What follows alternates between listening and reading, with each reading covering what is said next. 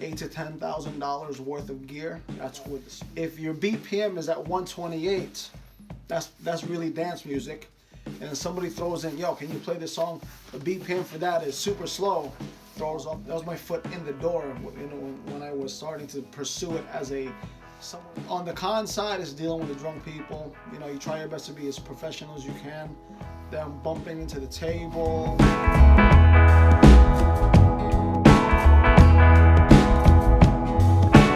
Hey everyone, this is Gilsar Vergara. Today I'm going to talk about mobile DJing, how I got into the mobile DJing business. And I know what you're going to say. Yes, I need it. Hey everyone, what's up? It's Gilsar Vergara again. And today I wanted to just these past couple of days, these past 3 days, I've been exploring the businesses that I have tried, still are operating today, and just want to give you a quick synopsis on. Let me see if this camera's straight. I hope it's straight. And basically give you a quick synopsis on why I started, how I started, and why I stopped, if anything. But so today I wanted to cover the DJing, mobile DJing and DJing. So many of you know I used to DJ. I still have a lot of love for music. I still do. If you see what I'm looking at some music. I'm always still downloading. And then let me give you like a quick synopsis, a quick breakdown, rundown. I've been into music since I was a kid. I've always been interested in how DJs can work a crowd, control a crowd, even since I was a really young person. So I've always been into stuff like that, man. Like just being able to manipulate music and stuff like that. So in my mid-20s, I need to make more money, right? I needed to earn more money.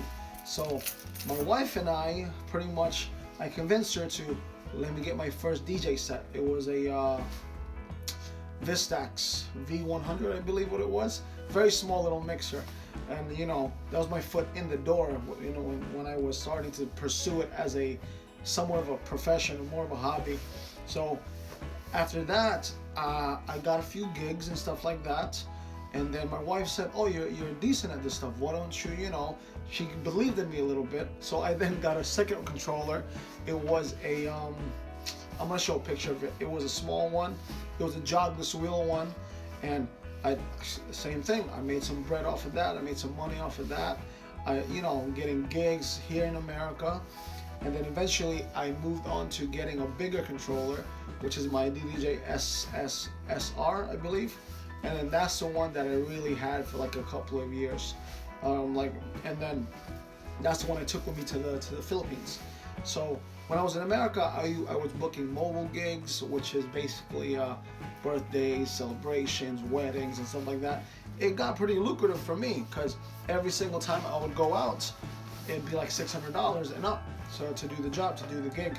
Now, obviously, after the first gig, or before the first gig, I told my wife, let's take this, let's try to get book gigs with it. So back to the Vistax. So I said, let me buy some speakers. So I bought my first set of speakers. And then from that, that grew into more speakers. And from that grew into lights, fog machines, hazer machines. And eventually leading into me moving to the Philippines, I pretty much packed everything in the container van before, leaving, and it was there like 3 months prior to us moving to the Philippines, and I was like, okay, I got the gear here, and pretty much I did the same exact thing. It's rinse and repeat. When I was in the Philippines, I would just try to book gigs, and then what would happen is, because I'm American, that kind of I played my role, and then it was a good thing that I was American and I was a DJ. So booking clubs and booking this and booking that wasn't so hard to do it. That's how I got the gig at the radio station, right? And pretty much I did the radio station for a few months because I did it for free. I didn't even get paid for that because it was just me playing music, me getting exposure, and from that I did get gigs to do other spots and stuff like that. So there were times where gigs, any given time, it would be this is Philippine money, not American money, maybe close to $200 a gig. So, I did a few gigs there, and then rocked the parties out there in Dumaguete. And then at one point in history, I kind of got bored. I got like I pretty much plateaued. You know what I'm saying? It was my fault because I was doing the restaurant at that one time. I was taking care of the dog, so DJing went to the back shelf. I don't know if I'm saying it properly in English. And then before leaving to come to America, I knew that the gear was going to collect dust because I didn't really trust anybody to take that gear and then do jobs with it and stuff like that, because I took it very personal because those are like, it's my hobby. I didn't really treat it as a business. I just took the gear out from time to time, make some little money here and there, and I was afraid that it was going to break. So what happened was I just put it for sale on Facebook, and a good friend of mine now, attorney Max, he bought everything. He bought literally everything. And then I was so grateful because he is an audiophile, really into sounds and stuff like that. So for me, I'm very grateful I sold it to him. And I sold him a few other things. I gave him some freebies as well because, he was a kindred spirit, I guess. He's a really big on audio, way more than me. So I gave it to him, and which brings me to 2020. 2020, I've been looking again. I've been tickling the itch of wanting to DJ, but I'll probably be a bedroom DJ, just stay at the house and stuff like that. I'm looking at getting a new setup. I'm not gonna break it. If any of you who knows anything about DJing, I'm not really looking to get a turntables and or CDJs, a mixer. No, I'm gonna get a DJ controller, a bigger one, a more professional one. I'm really looking at Pioneer XDJ XZ. That's what I'm really looking forward to. And then maybe that'll be just my hobby thing on the side and stuff like that. So in the next couple of months, you'll probably see me doing more mixes on the channel. That's for my personal, that's my personal stuff.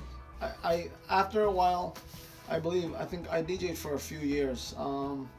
You know what I don't like about DJing, the pros and cons of it, if I want to go into pros and cons. Pros is, you get to control the crowd, you get to meet a lot of people, you can manipulate certain situations there. Cons to me is, and every DJ knows about this, comment down below if you know about this and if you feel this way, is when I used to do personal parties, weddings, stuff like that. I used to hate being requested. That's one thing I hate it, because all you DJs know, you have a set planned set of songs for your set, right? For your set, this is the set for, let's say, the next 30 minutes or whatever, and then somebody let's say I'm gonna try my best not to get too technical, but if your BPM is at 128, that's really dance music, and then somebody throws in, yo, can you play this song? The BPM for that is super slow, throws off the mix, right? Throws off the mix. That's one thing that turned me off. I liked DJing in clubs more than personal parties and stuff like that, because I knew that in a club it was dance music, so I can stick at that DTM, I can play my set. I had a decent stage, so nobody can come up on me and stuff like that. My wife and I have had issues, people, more the opposite sex coming on stage trying to hold up on you and hug up on you, and sometimes women will try to kiss you, and it's just it's a weird vibe, you know what I'm saying? And on the con side is dealing with the drunk people. You try your best to be as professional as you can. Them bumping into the table, them touching your gear. That's another thing where I hated it. I don't want nobody touching my gear. But it comes with the territory when you're a DJ. So maybe that was the thing in the back of my mind that kind of threw me off, and I didn't want to follow through with it. But I still love music. I still love music. I still love mixing. Like I said, I will probably buy one in the next few months just to dabble, just to play with it, because hey, I love music. I love mixing, stuff like that. But it's pretty much how I got into the mobile DJ business.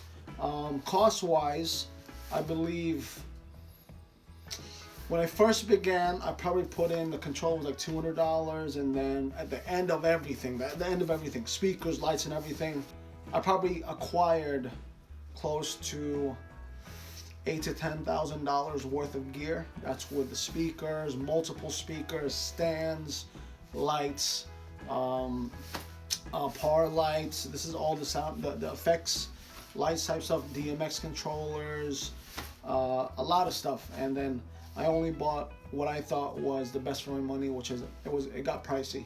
So all in, I sent all that stuff to the Philippines. So probably close to $10,000, maybe between $8,000 and $10,000. And when I sold it,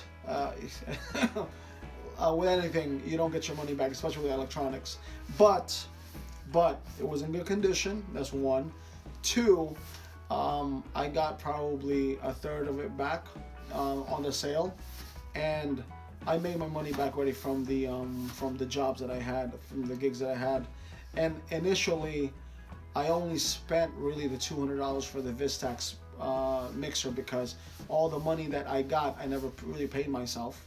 The majority, like 90% of the money, was get kicked back into more gear. So technically, I was all into it, $200, not including my time, the gas, and stuff like that.